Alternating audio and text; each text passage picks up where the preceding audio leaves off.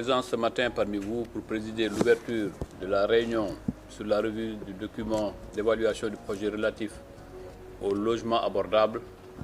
témoigne toute l'importance que le chef de l'État, son Excellence M. Macky Sall et son gouvernement accordent au projet 100 000 logements. Je voudrais à l'entame de mon propos saluer et remercier l'ensemble des acteurs qui œuvrent pour la réussite du projet depuis son lancement. Comme vous le savez, l'État du Sénégal s'est engagé dans une stimulation de la croissance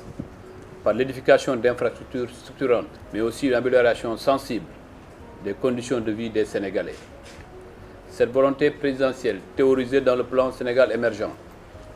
vise entre autres à générer des emplois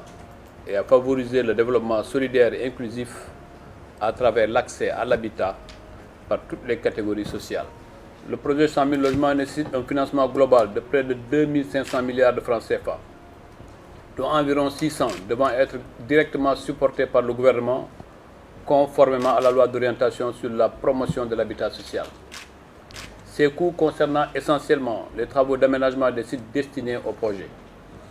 La SAFRU a été créée pour réaliser les aménagements des sites destinés aux promoteurs engagés dans la réalisation de logements sociaux. Positionné comme étant un des leviers sur lequel doit s'appuyer cette politique nationale d'éradication des bidonvilles et de production massive de logements à l'horizon 2035 que nous portons, la SAFRU se doit donc d'être un business model viable, capable d'assurer sa propre rentabilité financière par le truchement du foncier libéré et mis à sa disposition. Une occasion donc pour mon département et au nom de l'État du Sénégal de saluer l'intérêt manifeste de la Banque mondiale qui adhère au projet 100 000 logements, séduite par le concept du sous-projet dénommé projet logement abordable. L'intervention de la Banque mondiale évaluée à hauteur de 100 millions de dollars ne se limitera pas seulement à la réalisation stricte des 100 000 logements, mais sera étendue aux composantes stratégiques connexes et à pendant privé tels que la capitalisation de la société de location-vente CAJOM via le Fonds 6. Toutes les parties prenantes institutionnelles, services du ministère des Finances,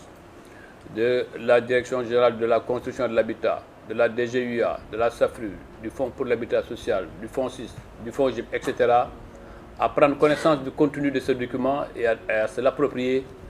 pour une harmonisation des niveaux d'information